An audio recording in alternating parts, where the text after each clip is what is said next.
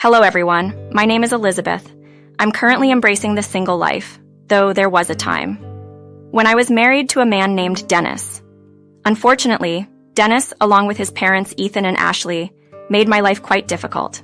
Despite both Dennis and I having successful careers and earning well, his parents saw me as someone who was just taking advantage of their son. This misconception was fueled by Dennis himself.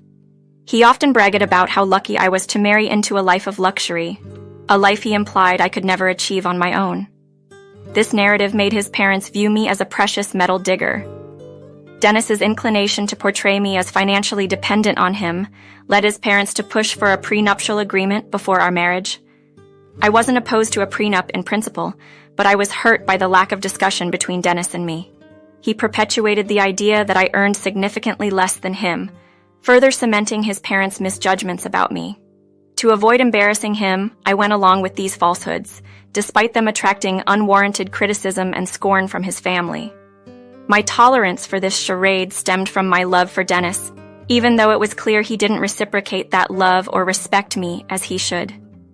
He took advantage of my earnings, especially after losing his job, and let his parents believe I was the one reliant on him. I was exhausted from supporting us both and his unwillingness to find new employment. The last straw came when I decided to buy a house. Thanks to some inherited money and my savings, I found and fell in love with the perfect place. I purchased my name alone, which Dennis opposed. This decision marked a turning point for me, leading me to reevaluate our relationship and ultimately embrace my independence. But I had to remind him that he hadn't contributed financially to the house at all. Despite this, he continued to hassle me about the situation. What truly pushed me to my limit happened during a family dinner. We were enjoying the evening until his parents brought up the topic of our new home. They expressed their curiosity about the house, suggesting that Dennis must have been the main contributor, given their low estimation of my earnings. Yes, we've settled into the new house just last week. It's already furnished, so we moved in quite easily. I tried to keep the conversation neutral, hoping this would be an opportunity for Dennis to correct his parents' misunderstanding and acknowledge my financial contribution. The conversation took a turn when his parents directly questioned the ownership and financing of the house, implying doubt that I could afford such a property on my own. At this moment, I silently hoped Dennis would seize the chance to set the record straight. Instead, he shocked me by claiming he had paid for the entire house himself, thanks to his supposed financial success. His parents' reactions were as expected, full of pride and joy for their son's achievement. They showered him with praise, completely overlooking my role and presence.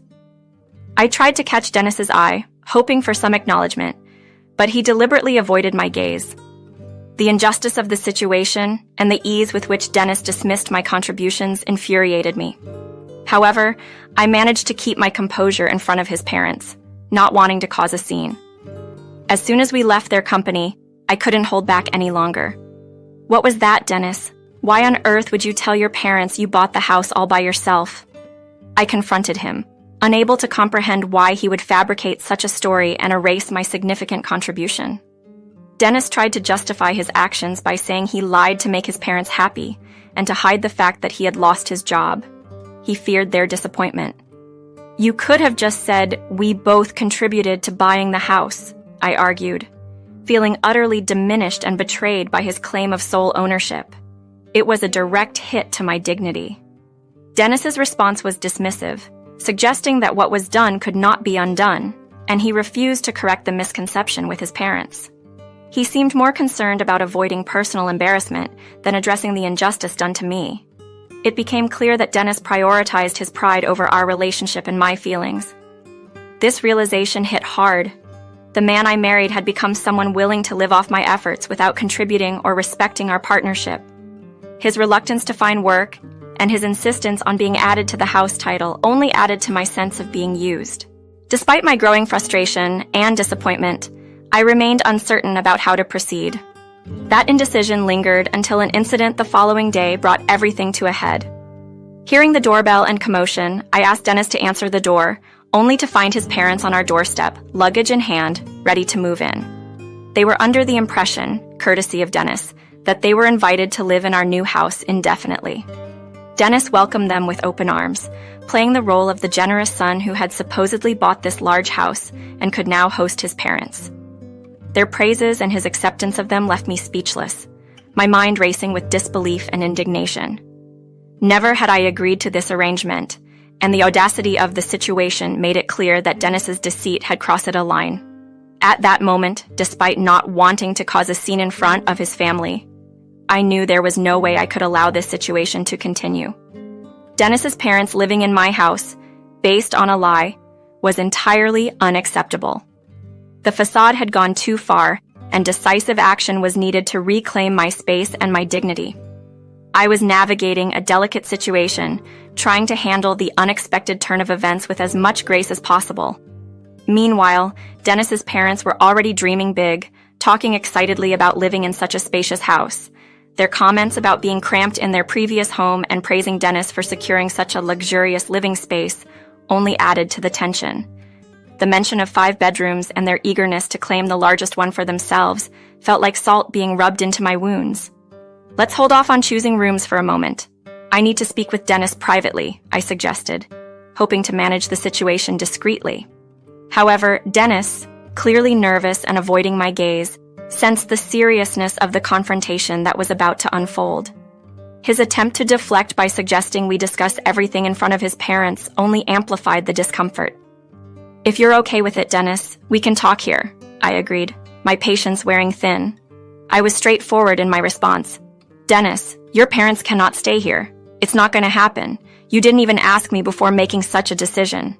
How could you think this is all right? His mother's immediate defense of him, claiming the house as his to do as he pleases, and insinuating that I had no say in the matter, was shocking. They even went as far as to threaten me, suggesting that I should be careful not to get kicked out. Their demands to see the largest room, as if nothing I said mattered, was the final straw.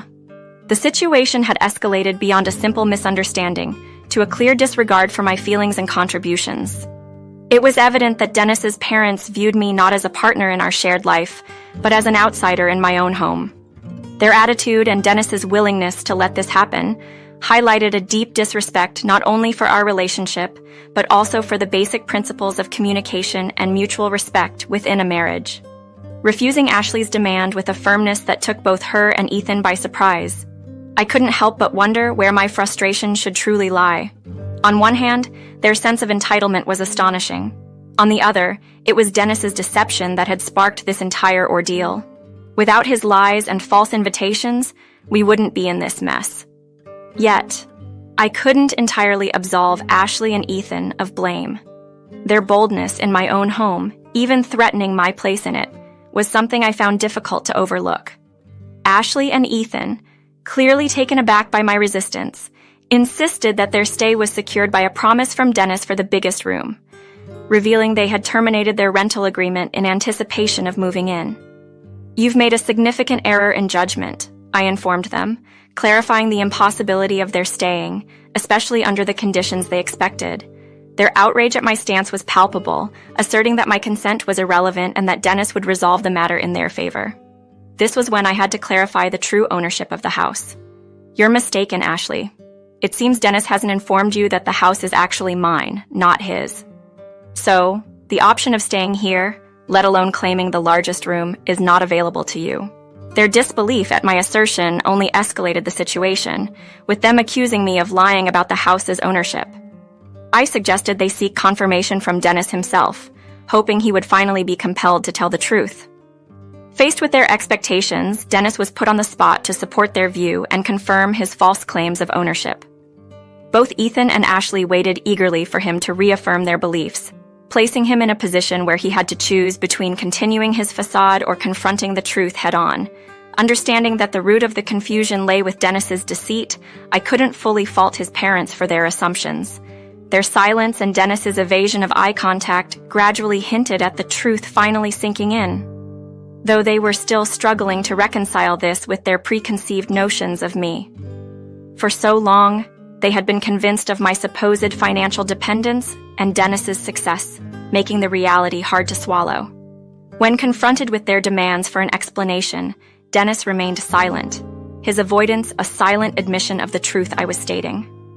Offering to present the property documents as proof of my ownership, I challenged their disbelief head-on. Their insistence that Dennis, with his previously high income, was the logical owner, contrasted sharply with the reality of his job loss and dependence on my income. I corrected them, emphasizing that not only had Dennis lost his job a year ago, but I also had a successful career, contrary to their judgment, based on superficial assessments. The revelation visibly shocked Ethan and Ashley, rendering them speechless. Meanwhile, Dennis's continued silence, his gaze fixed on the floor, avoiding any confrontation, only added to the tension.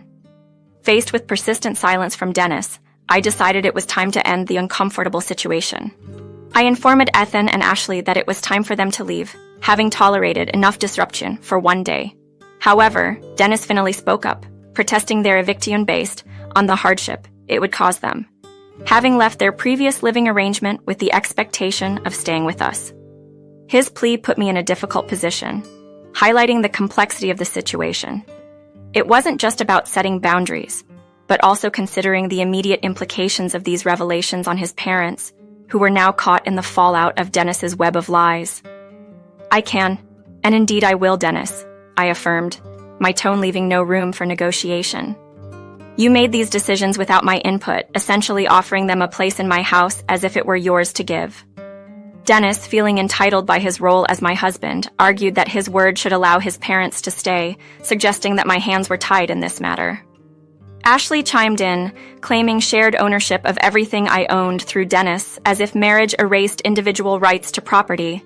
However, I stood my ground.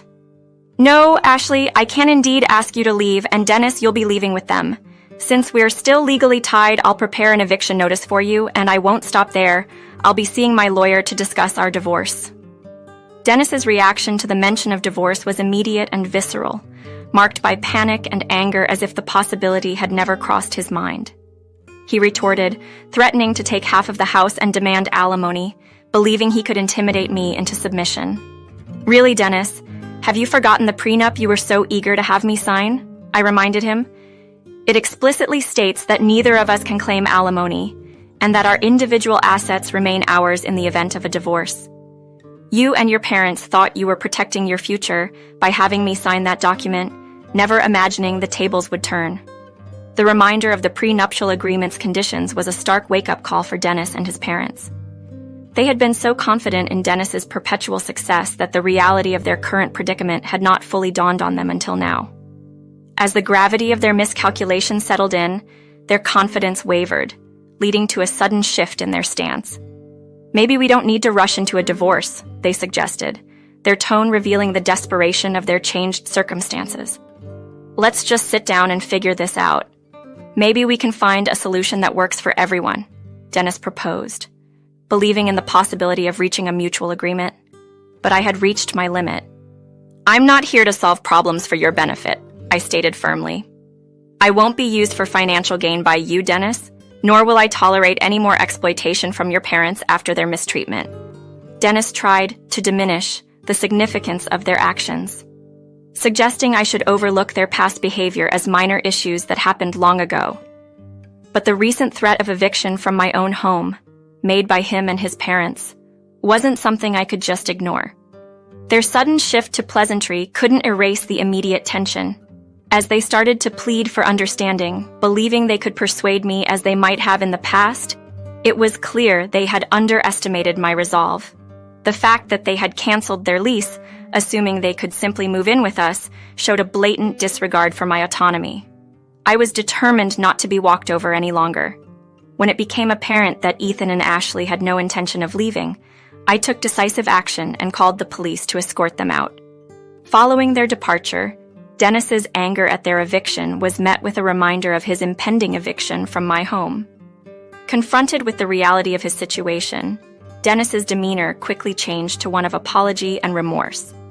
The rapid changes in their attitudes were exhausting, but I was relieved to know it would soon be over. From that moment on, I made it clear that Dennis was no longer welcome in my personal space, marking the end of a long-standing pattern of manipulation. Dennis was relegated to the guest room until his departure was finalized by an eviction notice, leaving him no alternative but to leave. His parents, after depleting a significant portion of their savings on hotel expenses, were compelled to seek a new rental property.